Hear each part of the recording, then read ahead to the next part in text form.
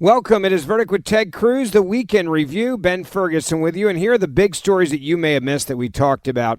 First up, Senator Cruz and I went to the memorial for Charlie Kirk. We're going to talk about that memorial and just how incredible it was to watch that level of worship and honoring of God and the future legacy of Charlie Kirk.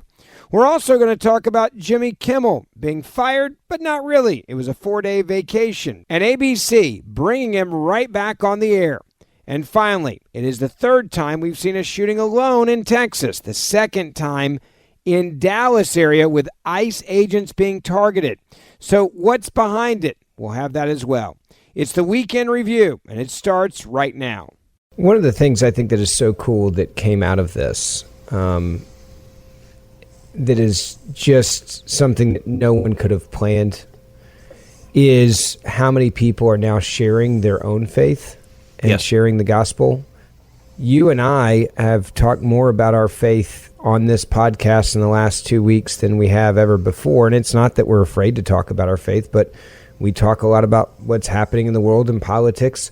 J.D. Vance said that that was something really profound, J.D. said, he said that he often felt uncomfortable talking about faith, and he made the same comment that he's talked more about faith in the last 2 weeks than he has probably in his entire life. And I mean, even this morning, I had 2 times I was on Fox this morning before it started, and the entire conversation was not about politics. The entire conversation was about faith. Yeah, that just his life being taken has given the opportunity for all of us to share our faith. And I think in a more bold way, in a more proud way, in a more I'm not afraid to share my faith. I think sometimes I'm in the world of politics and that's maybe not my place to be doing that as much. I'm going to change my mentality on that, I think, forever moving forward. And I can think of very few sentiments that would make Charlie happier than that. Yeah. And it was the whole time, it was about faith. If you look at today, I also think one of the most incredible things was you and I were sitting there with the most powerful people in the world, certainly in the conservative movement, where we're all in the political world, and the entire thing was about God. I've never seen that before. I've never been a part of that before. No, and at the very end, President Trump spoke, and he gave, I think, very good remarks, but I want you to listen to what he said in particular about Erica and her testimony. Here, give a listen. To Charlie's incredible and beautiful widow, Erica, we know the weight of this monumental loss is almost unbearable. But even in the midst of heartache and pain too great to even fathom, you have somehow found the strength and deep faith to be a comfort to millions and millions of people. And thank you very much, Erica. Thank you very much. You and I have seen Donald Trump give a lot of speeches. This was one of the most, I think, somber, sincere, and one of the most incredible speeches, I think, by Donald Trump that had nothing to really do with him. Well, and President Trump knew Charlie well. Charlie had spent a lot of time. I think he's rattled by it. Charlie in the 2016 campaign was Don Jr.'s body man. He traveled with Don Jr. all over the country, and Charlie helped mobilize young people for the 2016 election. He helped mobilize young people for the 2020 election. He played a really integral part in the victory in 2024. And President Trump has spent a lot of time with Charlie Kirk. Just about everyone in the White House has. I mean, it was one of the things, the entire White House is shaken. This is not some distant person they don't know. This touched almost everyone who works in the Trump administration, had connections to Charlie, had personal connections, and they were shaken by it. And you know, one of the bits of news that broke this week that I thought it was a small snippet, but it encapsulated who Charlie was well. And Van Jones, who you and I both know well, he's very much a man of the left, maybe even far left. He's not someone who you would typically envision saying nice things about Charlie Kirk. But I want you to listen to what he said in the last few days about his last interaction with Charlie Kirk. Charlie Kirk and I were not friends at all. In fact, the last week of his life, we were beefing hard, beefing online, beefing on air. But the day before he died, he did something that shocked me. He sent me a personal message calling for personal dialogue, wanted me to come on his show. He said we could be gentlemen together. He said we could deal with our disagreements agreeably.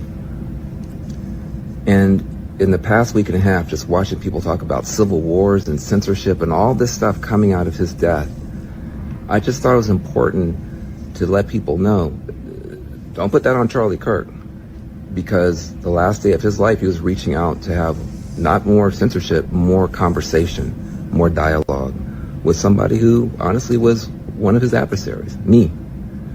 And I just want to share that with the world. And I hope that maybe it might help somebody on both sides deal with issues more like he did. Van, putting that out there immediately brought me to today. You and I were sitting there and we looked over to the right of us and you leaned over and you said, there's Elon. And several weeks or months ago, Charlie had said that he wanted Donald Trump and Elon to make up.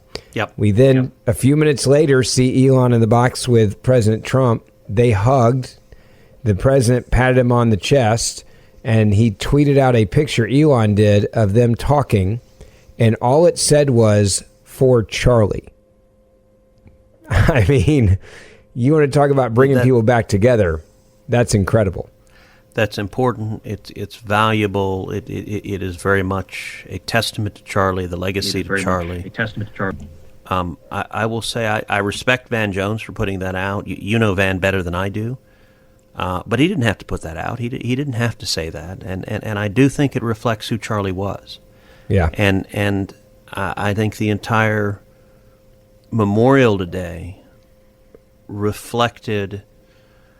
It was a celebration of his life, and it was a proclamation of the gospel, and that I'm really grateful to have been friends with Charlie. I'm really grateful to have a chance to be there for this celebration, because I think it is going to have really profound impacts on our country.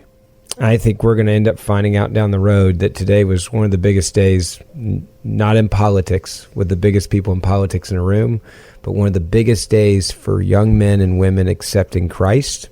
Amen. And learning about the Lord from this horrific moment in our history. And I think you look at that, bring all these people together the way that he was doing it. I think it's going to change the way we have dialogue and conversation. I think my demeanor is probably going to be different. I'm still going to fight the good fight, and I'm still going to fight hard, but I want to have better conversations while doing it. I think everybody's temperature is going to change a little bit in how we interact the way that Charlie did it. And I left there today, and I don't know, I want to ask you this as we wrap. I left there today more hopeful for the future of this country. Yes. Than I have been in decades, and more hopeful for the younger generation in this country, that they're going to see the light, because I've been very worried for quite some time. It's part of the reason why I do this, is that we have lost an entire generation to the radical left. I think we are seeing a very quick pendulum shift that only God could create and put people in a place to do it. Absolutely. You know, I'm reminded of the scripture, 2 Chronicles 7:14. If my people who are called by my name will humble themselves and pray and seek my face and turn from their wicked ways, then I will hear from heaven, and I will forgive their sins, and I will heal their land. That has been my prayer for a long time, and I think today was, in a very real sense, a great many people in America calling out for God to hear our prayer and to heal our land. And I pray that is the outcome, the path we are on, that we see revival. Our country needs it. Now, if you want to hear the rest of this conversation, you can go back and listen to the full podcast from earlier this week. Now on to story number 2. All right, I want to pivot real quick to something that just truly is hysterical, and that is ABC News. We thought they had actually done the right thing, and were willing to say that it's no, Jimmy Kimmel, you're not going to go out there and lie about who assassinated and what they believed in of Charlie Kirk. We now know that the sin for doing that, for that crime, is a sentence of going on a vacation for about 6 days, so less than a week. And ABC News is like, all right, we started back up on Tuesday night. Now, here's the other interesting thing. Not everybody's going along with this. Nexstar and Sinclair are saying no, they're not going to be airing it. They want a real apology for him before they think about putting him back on the air. Your reaction to that? Well, you and I are recording this show Tuesday night, and as we're recording it, Kimmel has not yet gone on air. So I don't know what he's going to say. He might do all sorts of things. He might stand up and give a heartfelt apology. He might admit that in his last show, he told a lie. He engaged in active disinformation. His sort of joke, which wasn't remotely funny, was that the murderer of Charlie Kirk was a right-wing MAGA guy.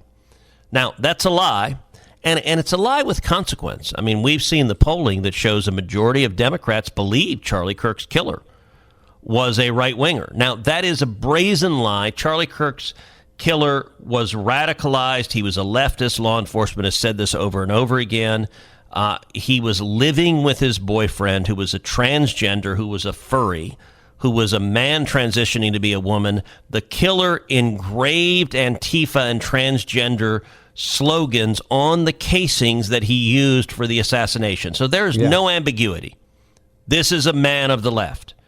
And so maybe, just maybe, and I may be holding out hope, Kimmel stands up and gives a heartfelt apology, says, I'm sorry, and what happened to Charlie Kirk was horrific. It was a political assassination. It is wrong.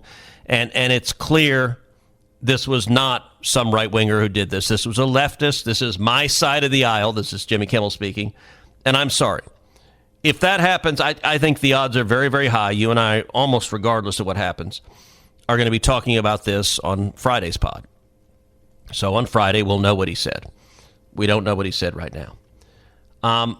I think that's unlikely. Maybe I'll be proven wrong, but I think it's unlikely that Kimmel, he may give a half-hearted apology. He may say, I'm sorry, some people were offended. Maybe.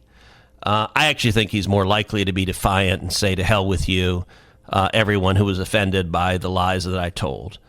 But we'll see. What I will say, look, my view on Kimmel, I think he is profoundly unfunny. He hasn't been funny in years. There was a long time ago when he could be a comedian 1,000 years ago, but then partisanship and hate overcame him, and his show consists of just relentlessly screaming, I hate Donald Trump, I hate Donald Trump, I hate conservatives, I hate Republicans. By the way, frequently I hate Ted Cruz. Ever since I beat him at basketball, I've lived rent-free in his head. And the problem is, listen, as a Republican, I'm actually fine with comedy that is roasting Republicans and Democrats. I think good comedy makes fun of everyone. Actually, today I retweeted. So Jon Stewart did a whole riff on The Daily Show, blasting me. And it was funny as hell. He actually played a clip from our last verdict where I talked about Kimmel and I did an impression of a Godfather. Actually, I'll tell you what. Let's play Jon Stewart, because this is actually comedy. Listen, I don't agree with Jon Stewart's politics, but Stewart is actually funny. I mean, he makes me laugh. And so let's play the clip. I'm going to play a clip. This is making fun of me, but to all our verdict listeners, this is me playing Jon Stewart, just mocking me. And he does a very good job. He's a talented comedian. I'm perfectly fine with comedians who mock me, as long as that's not all they do. As long as they don't just scream, I hate you, I hate you, I hate you, but they're actually funny. So here was Jon Stewart on The Daily Show talking about he's going to quote verdict and then he's just going to mercilessly mock me. Give a listen. Now, Cruz has supported this president through insults to his own wife's looks and to his own father's loyalties. And yet Cruz still manages to maintain a modicum of self-respect when it comes to this president trampling all over our Constitution. Sir, it brings me no pleasure to have to play this. Look, I like Brendan Carr. He's a good guy. He's the chairman of the FCC. I work closely with him. But what he said there is dangerous as hell. Fantastic. Fantastic. Senator Ted Cruz boldly stating that the FCC chairman threatening the licenses of networks is dangerous. And Senator Cruz, I would just say, maybe you should stop there. I would stop there. I would not continue with the thought. Perfect. No notes. All right, go on. And I got to say, he threatens it. He says, we can do this the easy way, or we can do this the hard way.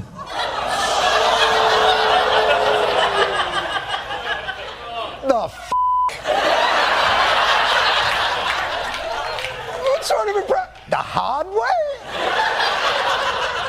Oh, what kind of mobster have you ever heard? We can do this the hard way. We can do it the easy way, the hard way. Easy or hard? That's not the Godfather. That's Lenny from Mice and Men. The bunny. The bunny can do it the easy, the hard way. You got more, Senator, don't you? And I got to say, that's right out of Goodfellas. That's right out of a mafioso coming into a bar going, nice bar you have here. It'd be a shame if something happened to it. That's not a Goodfellas quote. I know this because all of my decorative pillows have Goodfellas quotes on them. I mean, I would go home, I would say, that's me at home. Look at me. Now, Senator, a lesser man might tell you to go home and get your shine box, but I don't, because you wouldn't even know what that means. Ted Cruz, I mean, to do that with Goodfellas, with that accent, is there anything in pop culture that I love that you can't ruin? Dad, I'm a vegetarian. I don't eat animals. But Lisa, animals are so delicious. There's the animal we get bacon from, the animal we get ham from, the animal we get sausage from. Dad, that's all the same animal. Smithers, release the hounds. Excellent.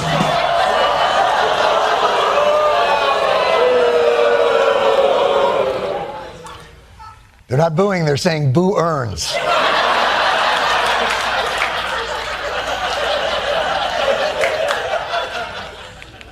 Imagine having to endure a Texas power outage with this guy.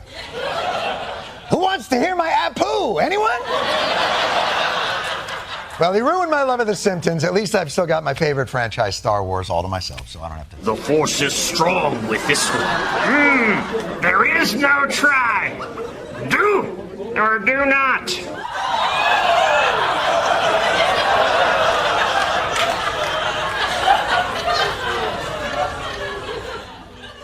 At best, he sounds like Yoda with a sinus infection, trying not to come. Do or do.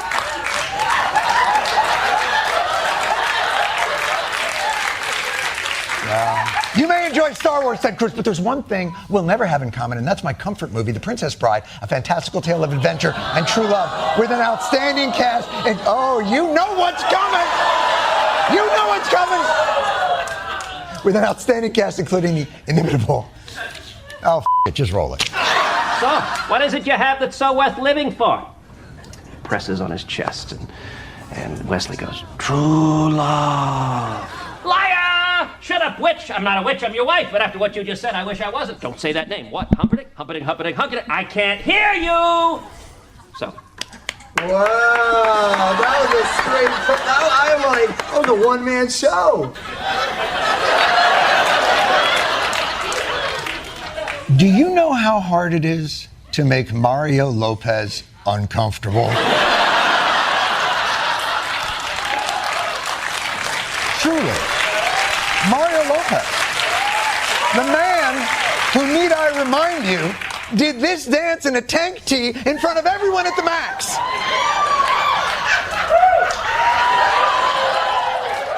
All right, I gotta say I'm laughing a little bit because it is pretty good roast. I'm not gonna lie. Look, Ben, that's hysterical. Yeah. I do like to do impressions. I'm not particularly great at them, but I have fun and I like pop culture. But, like, that's actual comedy. Like, I'm going to make a prediction right now. What Jon Stewart just did there is 100,000 times funnier than whatever Jimmy Kimmel will do tonight. So we'll see what he does. But, look, the point that I made in this podcast is the federal government, the FCC, should not be threatening the licenses of ABC in order to force them to take someone off the air, even someone incredibly unfunny with terrible ratings who gets 1.1 million views, which means he gets fewer views and listens than Verdict does. We beat Jimmy Kimmel regularly. And someone who was actively lying about a political assassination. I think all of those are reasons for ABC to fire him. But I don't think the federal government should be forcing ABC to fire him. Why?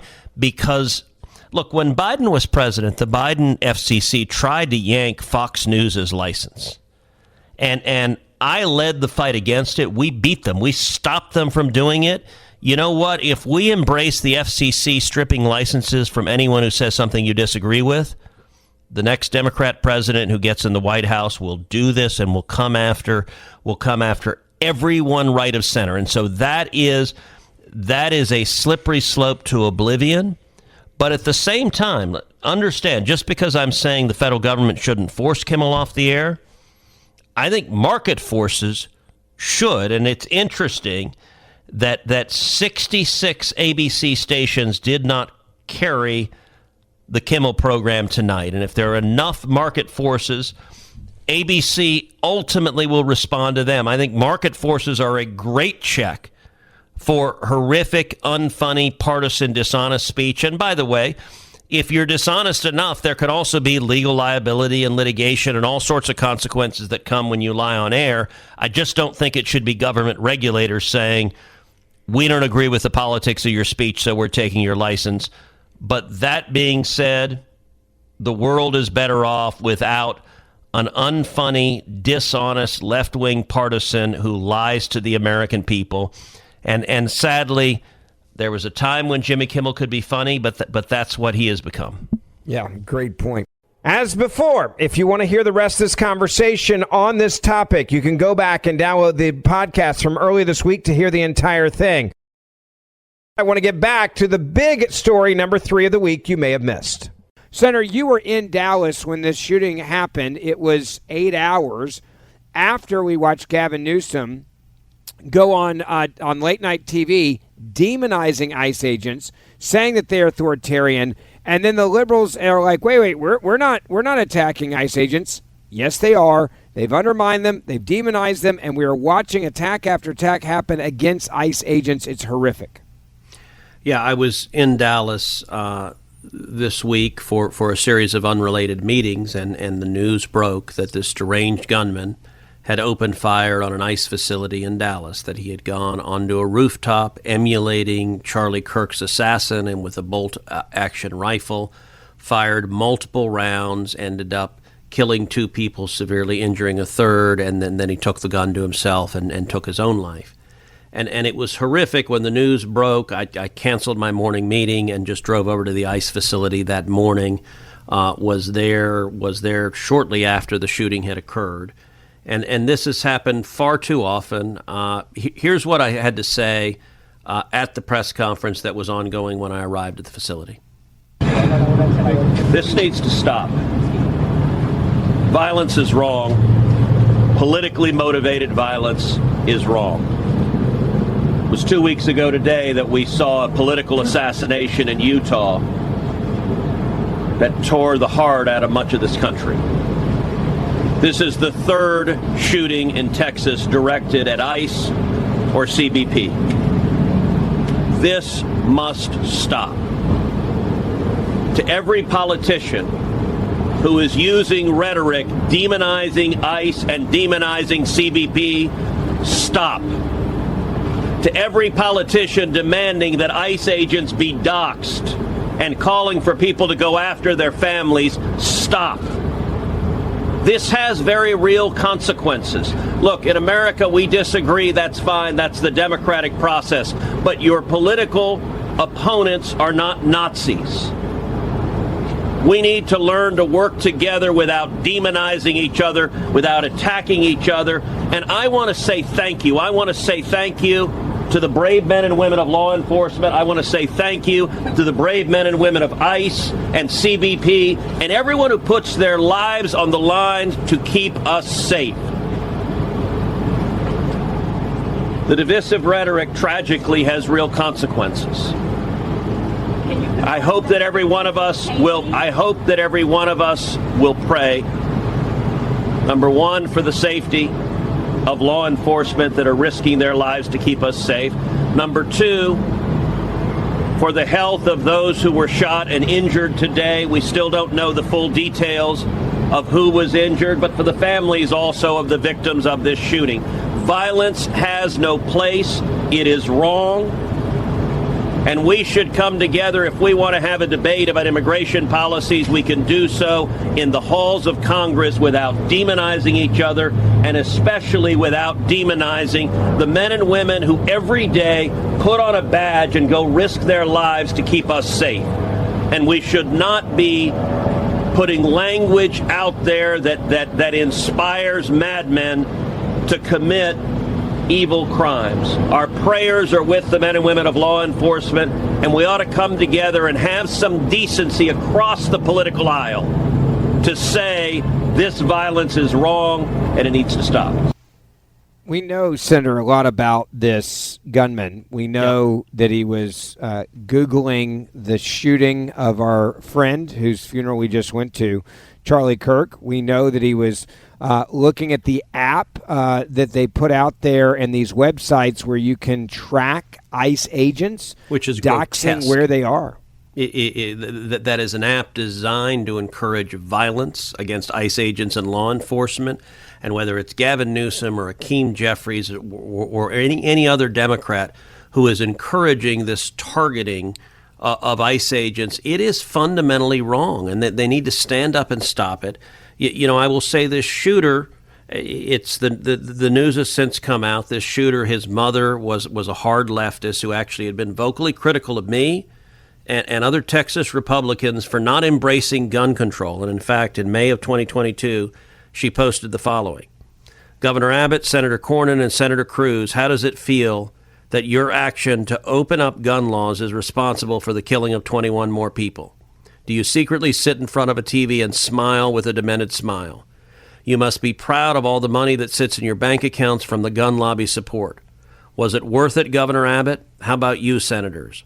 When you prioritize money over people, this is what you get. And I will say the irony is rich that this leftist mom who was championing gun control, now her son has committed a mass murder as a sniper. It is tragic, and it is a consequence of extreme rhetoric, extreme ideology that is poisoning the minds of those who are driven to violence. And I will say this assassin wrote on his shell casings anti-ICE, very much emulating what Charlie Kirk's murderer did, writing pro-Antifa and pro-transgender propaganda on his shell casings. And we need to stop this violence, regardless of where your politics are, but we need to stop the rhetoric that is fueling this violence. And there's a lot of Democrat politicians engaging in this rhetoric, no matter how many lives are lost. And I want to be clear. I am not calling them Nazis. I am absolutely opposing any violence or calls to violence. I'm calling on them to tone down their rhetoric and stop demonizing their opponent, stop demonizing ICE, stop demonizing law enforcement, because it's dangerous, and tragically, lunatics are acting on the rhetoric they're hearing from these politicians. As always, thank you for listening to Verdict with Senator Ted Cruz. Ben Ferguson with you. Don't forget to download my podcast, and you can listen to my podcast every other day you're not listening to Verdict, or each day when you listen to Verdict afterwards. I'd love to have you as a listener to, again, the Ben Ferguson podcast, and we will see you back here on Monday morning.